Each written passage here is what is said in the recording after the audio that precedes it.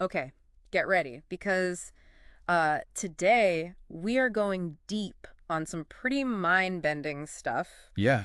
Hegelian idealism, Mm-hmm. like Oh, boy. imagine reality as this puzzle Right. that's always shifting and changing, Yeah. where the pieces are ideas Mm-hmm. and the bigger picture as well, Yeah. like everything. That's it. That's the terrain. The kind of terrain we're exploring. What's so fascinating about Hegel Yeah. is that this German philosopher from the 1800s Right. was wrestling with these huge questions about reality consciousness, Yeah. history, Mm-hmm. and his ideas still have a huge impact today. I mean, Hegel is notoriously complex, Oh, yeah. but the payoff is worth it, right? Mm. It's like cracking a philosophical code, and Yeah. suddenly you're seeing the world in a totally new way. Yeah, yeah. So for this deep dive, we've Mhm. got a couple of Hegel's own works, Right. some critical essays, and even a biography to give us that historical context. Sounds good to me. So, I think we should probably start with absolute idealism, okay. which is really the foundation of Hegel's entire system. All right, so absolute idealism. Yeah. From what I've read, Mm-hmm. it's kind of the opposite of saying, like, Right. seeing is believing. Right, right. It's more like believing, Mm-hmm. seeing. Yeah, exactly. Right. Hegel flips the script on how we think about reality. Okay. So instead of starting with the material world, Okay. he starts with ideas, Okay. consciousness. Okay. He believed that reality isn't just Yeah. like a bunch of stuff out there. Right. It's the expression of this one, Okay. all-encompassing force. All right. He called the absolute. The absolute. I can already feel a headache coming on. how. Um, It's a big one. for our listeners who are Yeah. maybe not philosophy professors, what does that even mean? Right. I think a good way to think about it is like, Okay. imagine like a giant interconnected web, Okay. okay? But instead of threads, Right. this web is made up of thoughts, Mm-hmm.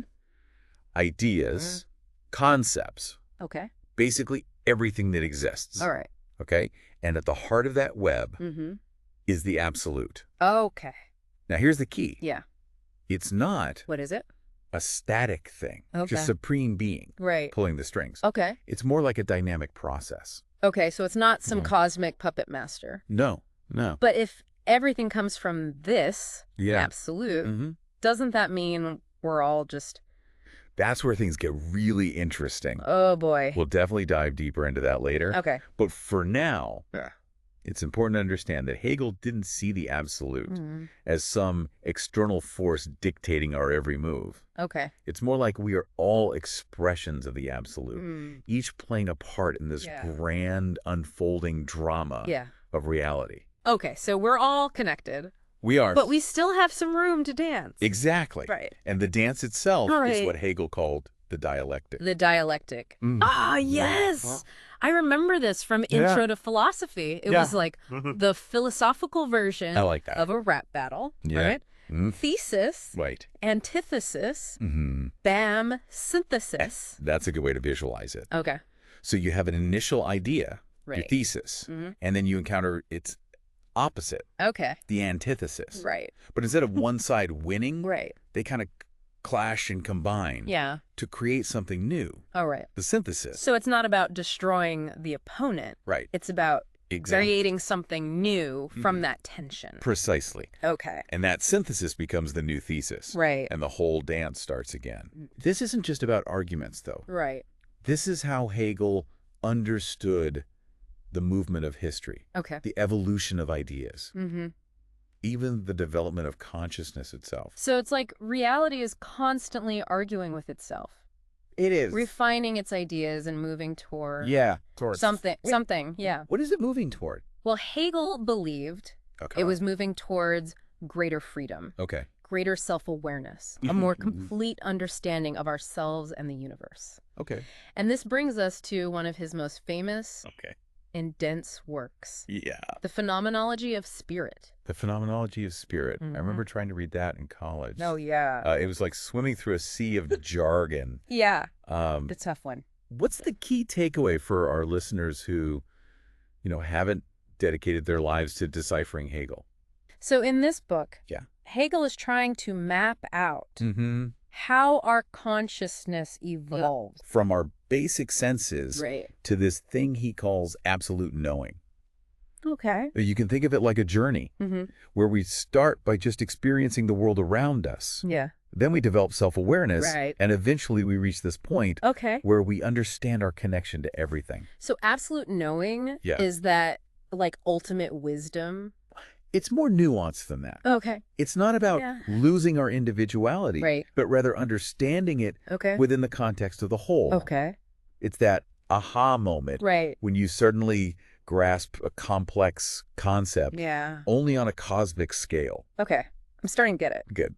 It's like suddenly seeing all the puzzle pieces Right. fit together. Mhm. But speaking of puzzle pieces, Yeah. there's this other concept from Hegel that always kind of blew my mind. Okay. The unity of opposites.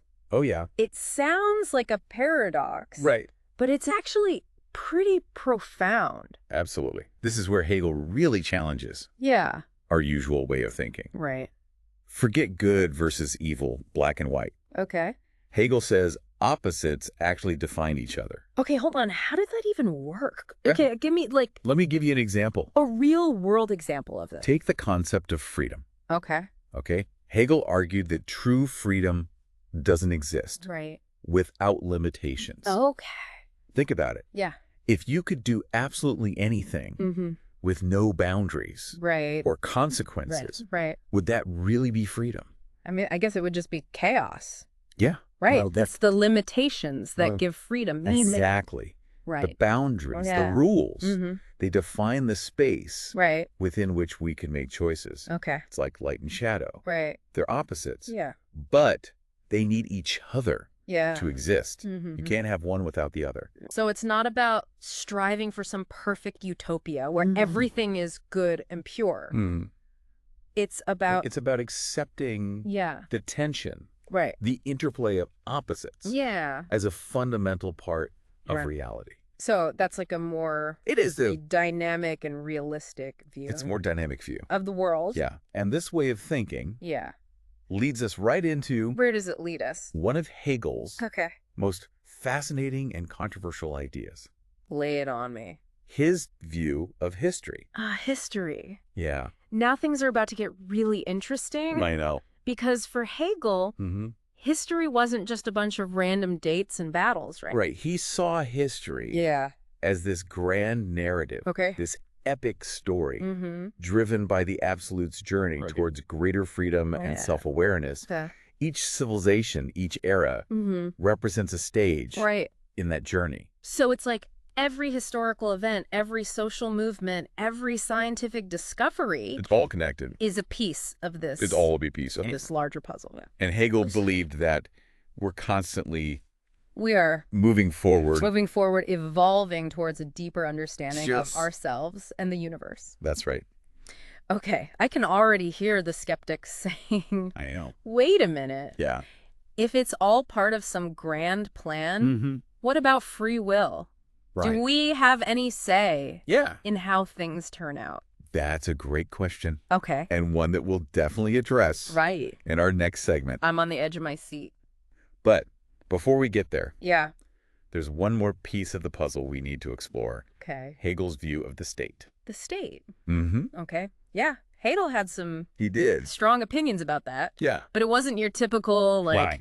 big government versus small government Right. kind of argument. Not at all. Right. Hegel saw the state Okay. as playing a crucial role Okay. in the realization of freedom. Okay, wait.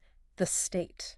Yeah. The same institution that we often associate with rules, regulations, and limitations on our freedom. Right. But think about it this way. How can that be the path to true freedom? It's about finding that sweet spot, Okay. that balance Mm-hmm. between individual desires Right. and the needs of society as a whole. So it's about finding that spot where everyone can flourish, Exactly. both individually and collectively. Yes, Hegel believed that the state provides the structure, Okay. the framework Yeah. that allows us to live together harmoniously Right. and pursue our individual goals Okay. without descending into chaos. So it's not about the state controlling every aspect of our lives, No, but rather creating the conditions for us to thrive. exactly. both individually and collectively. and collectively. Okay. But as you can imagine, this idea has generated a lot of debate. I bet. And we'll dive into some of those criticisms Right. in the next part of our deep dive.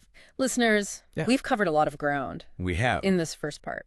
We've explored the core concepts of absolute idealism, the dialectic, the unity of opposites, Yeah. and even gotten a glimpse into Of the interesting. Hegel's view of history and the state. It's a lot to process. It is. But don't worry. Don't worry. We'll be back in our next segment to unpack some of the criticisms and explore the lasting impact of Hegel's ideas on the world. It's going to be good. Stay tuned. Stay with us. Welcome back. Ours- Last time, Yeah. we left off with a big question Okay. about Hegel's view of history. Yeah. If everything is part of some grand plan orchestrated by the absolute, Right. does that leave any room Yeah, it's a question that's been nagging at me for free will? since our last segment. If the ending of the story is already written, do our choices even matter? It's a common criticism of Hegel, Okay. but I think it's a bit of an oversimplification. Okay. Hegel himself wrestled with this very question, Right. and his answer Yeah. is more nuanced Okay. than a simple yes or no. So it's not like we're all just puppets on strings, Exactly. blindly following a predetermined script. Hegel didn't see freedom and necessity as mutually exclusive. Okay. He actually believed that they're intertwined. Okay. Think of it like a river. It has a natural flow, a direction it's heading in. Right. But within that flow, Yeah. there's still a lot of movement, Okay. a lot of dynamism. Right. The water can swirl. Mm-hmm. It can eddy. Right. You can even carve out new paths along the way. So it's not about resisting the current, It's not. but rather navigating it skillfully. Precisely. Okay. Hegel believed that true freedom Mm-hmm. comes from understanding and embracing the necessities that shape our lives. It's about recognizing the forces at play Mm-hmm. and finding ways to act effectively within those constraints. So that makes sense. It's Yeah. like I can't choose to suddenly defy gravity and fly off into space. Right. But I can choose how I move within the constraints of gravity. Exactly. I can dance. Yeah. I can climb a mountain. Mm-hmm. I can even build a plane to soar above the clouds. Exactly. And that's what Hegel was getting at with this whole idea of freedom within necessity. Right. It's about finding our agency, Okay. our power to act Right. within the context of the larger forces that shape our lives.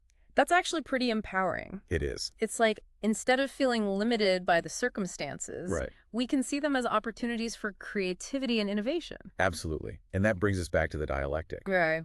Hegel saw this process of working through contradictions, of reconciling opposing forces Yeah. as the key to both individual and societal progress.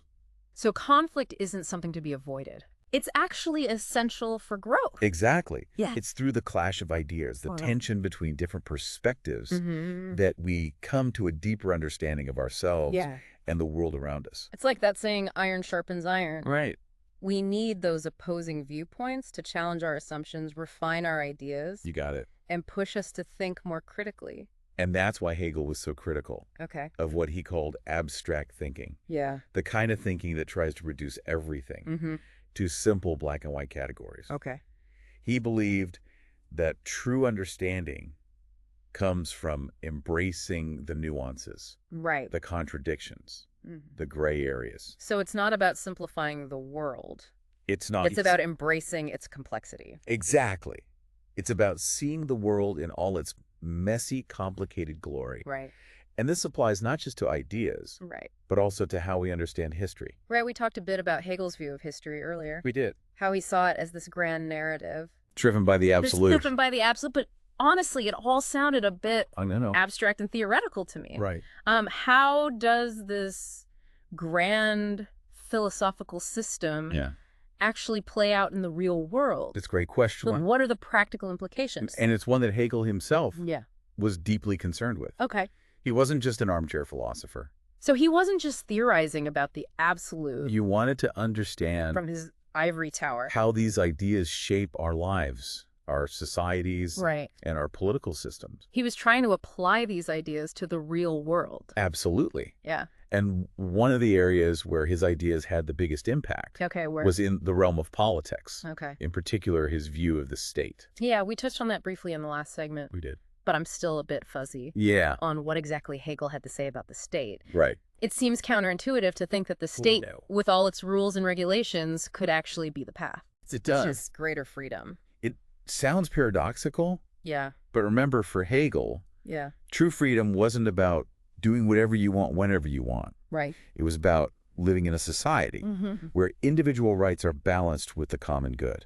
So it's about finding that sweet spot where everyone can flourish both individually and collectively. Exactly. I guess the state could play a role in creating that kind of balance. Hegel believed that the state was the embodiment of reason and freedom in the world. Right. He saw it as the institution responsible for upholding justice, promoting education, fostering economic prosperity, and protecting individual rights. So it's not about the state being some kind of all-powerful big brother. It's not. Controlling every aspect of our lives. No, it's more about creating the conditions for us to thrive. Okay. Both as individuals and as a society. So it's not a laissez-faire, every man for himself kind of situation. Right. There's a role for government. There is. For collective action. In creating a just and prosperous society. Precisely. And this idea has had a profound influence on political thought. Okay. Both on the left and the right.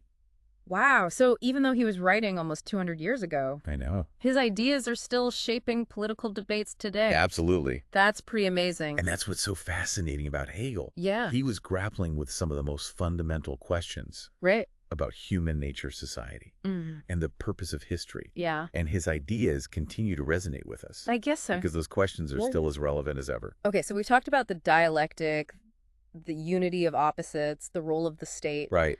It's a lot to take in. It is. But there's one more piece of the puzzle I'm really curious about. What's that? Hegel's view of history. Okay. We touched on it briefly earlier. We did. But I'd love to delve a little deeper. Yes, let's do that. I'm ready to have my mind blown. It's one of the most fascinating. What did Hegel see as the driving force of history? And controversial aspects of his philosophy. Right. Well, as we mentioned before, yeah, he didn't see history as a random series of events. Right. He believed it had a direction, a purpose. Okay. He called this telos. So there's a goal, an endpoint that history is moving towards? There is. What is it? World peace. Yeah. Universal enlightenment. A giant dance party with everyone doing the dialectic? Hegel's answer is a bit more complex than that. Okay. He believed that the ultimate goal of history is the realization of freedom. Okay. But not just individual freedom. Okay. He was talking about a more expansive, collective kind of freedom. Oh, right. The freedom of spirit. Okay, now we're getting back into those abstract realms. A little bit. What exactly is spirit in this context? Remember how we talked about the absolute earlier? Yeah. That all-encompassing force that drives reality? Right. Well, you can think of spirit as how that force shows up in our lives and throughout history. Okay. It's the absolute manifesting itself in the world in human history. So it's like the absolute is working through us. It is. Through history to achieve some greater purpose. Right. Like we're all part of this grand cosmic play. That's a good way to think about it. Okay. Hegel believed that history is the story of spirit's journey towards self-consciousness, towards realizing its full potential. Okay, but how does that actually happen? How does spirit work through history? Hegel believed that spirit expresses itself through different cultures, different civilizations, different historical periods. Each stage of history represents a step in spirit's development.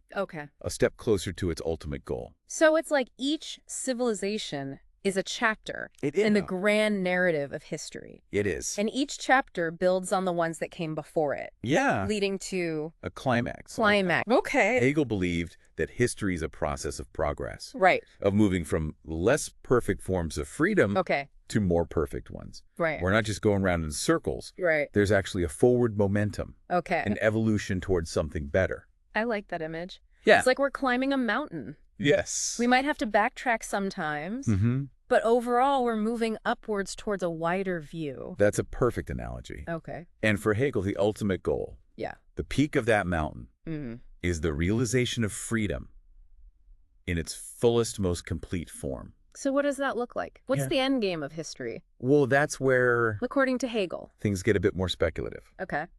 Hegel believed that the ultimate realization of freedom would involve a synthesis of individual and collective will. Okay. It's a society where everyone recognizes their interconnectedness. Right. And acts in accordance with the common good. So it's not about everyone being exactly the same, thinking the same thoughts, living the same lives. Right. It's more about finding a way to harmonize our individual differences with the needs of the community. Hegel believed that true freedom is only possible within a community, within a framework of shared values and mutual respect. It's not about dissolving the individual into the collective. It's about finding a way for both to thrive. That's a really beautiful vision. It is. But I'm guessing not everyone agrees with Hegel's interpretation of history? Oh, definitely not. Yeah. His ideas have been debated and critiqued ever since he first put them forward. Yeah. And we'll dive into some of those criticisms in the next part of our deep dives. I can't wait to hear what people had to say about this grand historical narrative. It's sure to be a lively discussion. Okay, so we've spent the last 2 parts unpacking some pretty dense ideas from Hegel. Yeah, a lot of big concepts. But, as you might imagine, not everyone's been a fan of course not. Hegel's grand philosophical system. Yeah, he's been one of the most debated and critiqued. Right. I mean, when you try to explain philosophers in history. Everything. You're bound to ruffle some feathers. Exactly. So let's dive into some of the main criticisms of Hegelian idealism. Okay, I'm ready for the takedown. What are some of the big counter-arguments people have raised? Well, one of the biggest ones, as we've already touched on, is this whole question of determinism.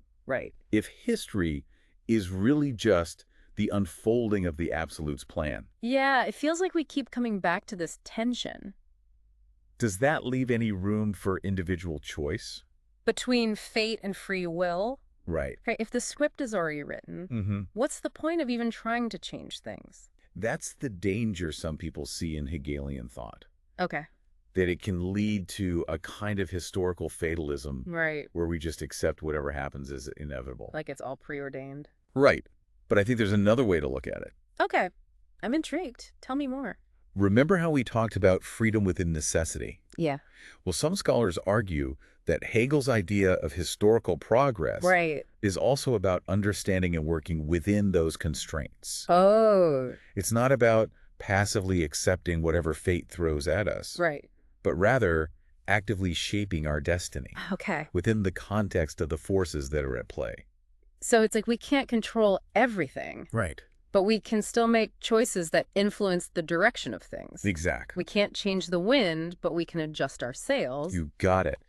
Hegel believed that history is this dynamic interplay between the absolute's plan and human action. So we're not just puppets on strings. We're participants in this grand unfolding drama. We have some agency. We do.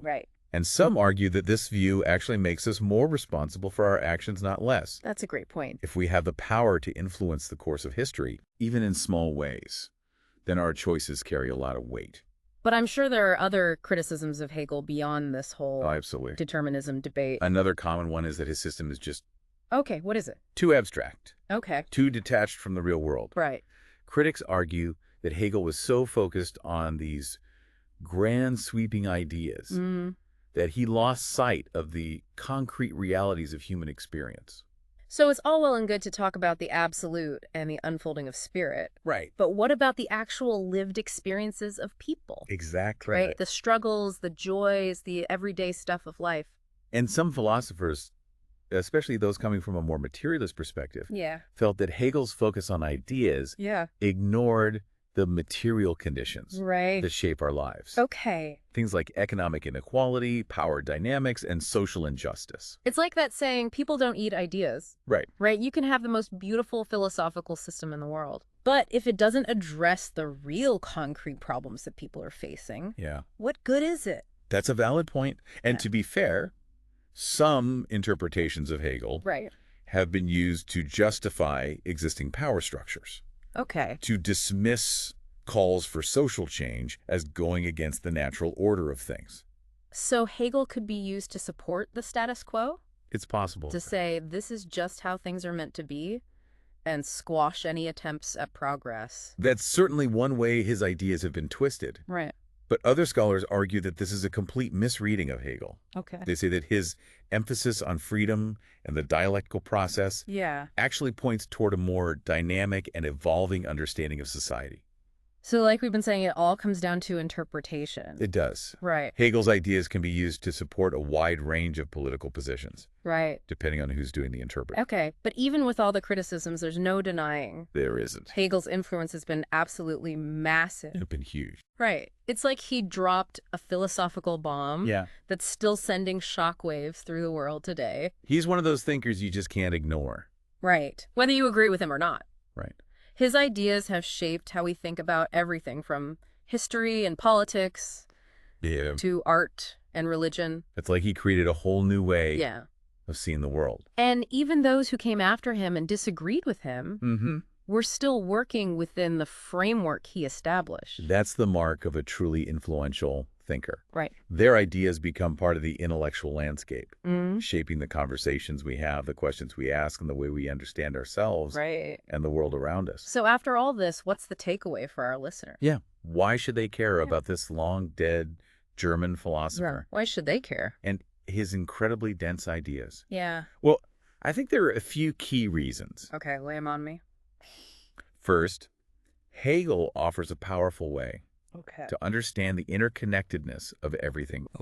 The idea that reality isn't just a random collection of events, but a dynamic process driven by a deeper force, that's a pretty mind-blowing concept. It's like seeing the world through a new lens. It is. Suddenly, everything has meaning. Yeah. Everything's part of a larger story. Exactly. And second on his moval, Hegel's emphasis on the dialectic.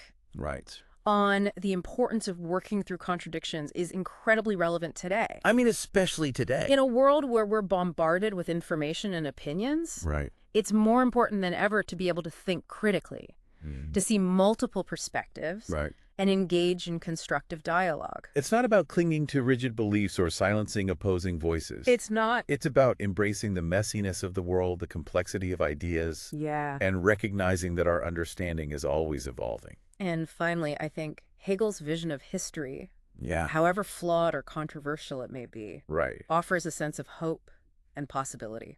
The idea that we're not just stuck in a cycle of endless repetition, that there's a direction to history, that we're moving towards a greater realization of freedom, that's a powerful and inspiring thought. It's like even amidst all the chaos and uncertainty of the world, there's this underlying sense that we're part of something bigger than ourselves. Something that's moving towards a more just and equitable future. Precisely. And whether or not you buy into Hegel's specific vision of that future, I think the very idea that progress is possible, that we can create a better world for ourselves and future generations, that's a powerful and necessary idea to hold on to. Okay, so here's a final thought for our listeners to chew on.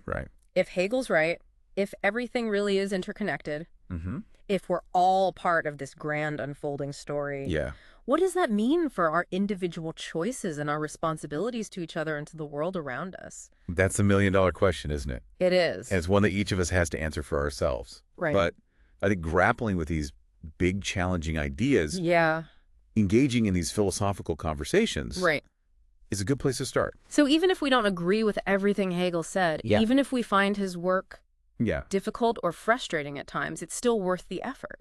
Absolutely.